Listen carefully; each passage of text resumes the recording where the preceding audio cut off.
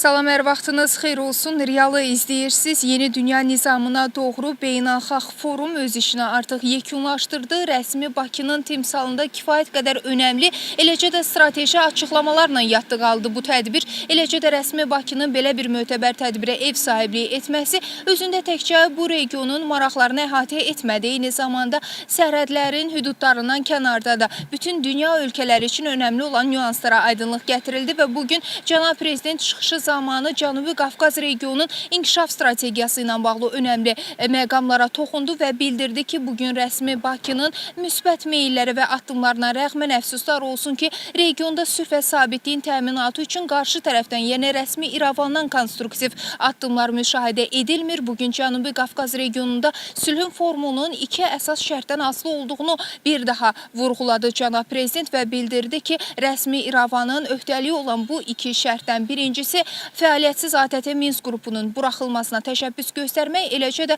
öz konstitusiyalarında yer alan qondarma ərazi iddialarını aradan qaldırmaq və konstitusiya dəyişikliyinə getməkdir.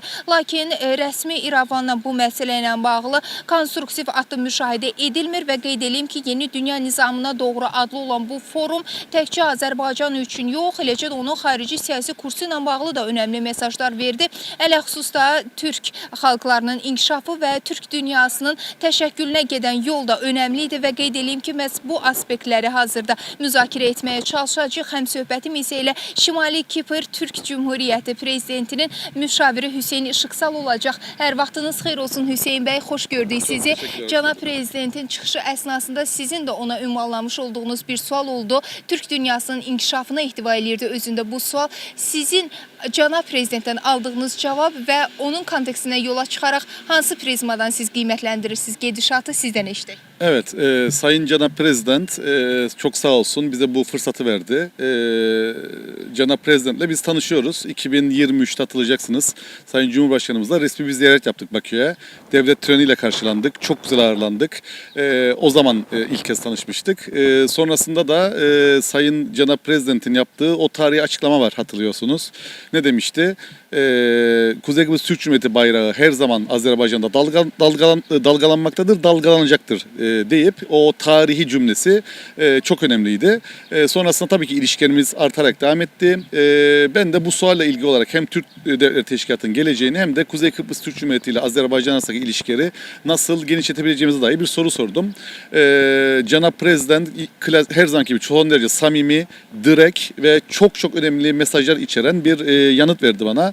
Yanıtında kısaca şunu söyledi. Bir kere Azerbaycan'ın Türk Devletleri Teşkilatı'nın güçlenmesinde oynadığı öncü roldan bahsetti. Buna gönülden bağlılıklarını ve her türlü yardım yapmalarına hazır olduğunu bahsetti. Bizim aramızdaki bağların sadece bir organizasyon değil, bir kardeşlik bağı olduğunu, kardeşler arasındaki bu bağlılığın diğerleri tarafından belki tam olarak anlaşılmayacağını ama bunun ne kadar önemli olduğunun altını çizdi. Ve sonrasında da Kuzey Kıbrıs Türk Cumhuriyeti'nin gözlemci üye olarak biliyorsunuz biz Türk Devletleri Teşkilatı'na üyeyiz. Onun o süreçte yaptığı katkıları, hatta biraz da espri bir şekilde sen çok iyi biliyorsun çünkü ben PDGS bildiğim için o yaptığı olağanüstü çabadan bahsetti. Buradan tekrardan kendisine çok teşekkür etmek isterim. Ve sonrasında da çok güzel mesajlar verdi. Ne dedi Sayın Aliyev? Dedi ki Kuzey Kıbrıs Türk Cumhuriyeti bir devlettir. Devlet olmanın tüm şartlarını, tüm haklarına sahiptir ve bu bizim için çok önemliydi. Sonuna kadar dedi. Yani yolun sonuna kadar Kıbrıslı Türk kardeşlerimizi her zaman olduğu gibi yalnız bırakmayacağız. Her zaman yanlarında olacağız dedi.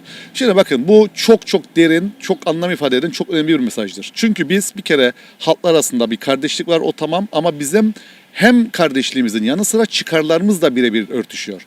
Biz Kuzey Kıbrıs Türk Cumhuriyeti olarak tüm Türk dünyasının Doğu Akdeniz'deki tek ada devletiyiz. Hava sahası, deniz sahası, bir sürü alanın koruması ve bekçiliğini aslında biz yapıyoruz tüm Türk dünyası için. Bu noktada bizim önemimizin zaten Türkiye Cumhuriyeti bunu çok iyi biliyor, Azerbaycan da çok iyi biliyor. Umut ediyoruz ki buradan çıkacak bu enerjiyle diğer Türk kardeşlerimizle, diğer Türk kardeşlerimizle aslında bizim onların davasını savunduğumuzu, bizim yıllardır adada verdiğimiz mücadelemizin Türklüğü silmeye karşı, bu zihniyete karşı olduğunu inşallah anlayacaklardır. Ve dediğim gibi biz bu destekten son derece memnunuz. Sayın Cumhurbaşkanım bizzat selamlarını iletti. Ben orada da ilettim. Sonrasında da iletti. Dediğim gibi bizim aramızdaki bu kardeşlik bağları artarak devam edecek. Tekrardan Sayın Cumhurbaşkanı'na çok teşekkür ediyorum. Biz də sizə təşəkkür edirik. Təəssüratlarınız, eləcə də izləyicilərimizə ötürmüş olduğunuz məlumatlara görə bir daha qeyd edeyim ki, sözügedən forum, yəni Yeni Dünya Nizamına Doğru adlanan bu forum artıq öz işinin ikinci gününü yekunlaşdırdı. 2 günlük bu forumun birinci günündə Xankəndi şəhərinə səfər də təşkil olunmuşdu və ADA Universitetinin təşkilatçılığı ilə həyata keçirilən bu beynəlxalq səviyyəli forumda kifayət qədər böyük təsisatların, eləcə də təşkilatların rəsmi nümayəndələri iştirak edirdilər. Elə bugün öz işini başa çatdırmış forumdan dərhal sonra da yerli media nümayəndələri olaraq həmin şəxslərlə həmsöhbət olmaq imkanımız oldu və onlar bir daha rəsmi Bakının konstruktiv addımlarını kifayət qədər yüksək qiymətləndirdilər və ümumiyyətlə beynəlxalq aləmdə də diplomatiya sferasındakı yanaşmaların da dolğun və davamlı olduqlarını vurğuladılar.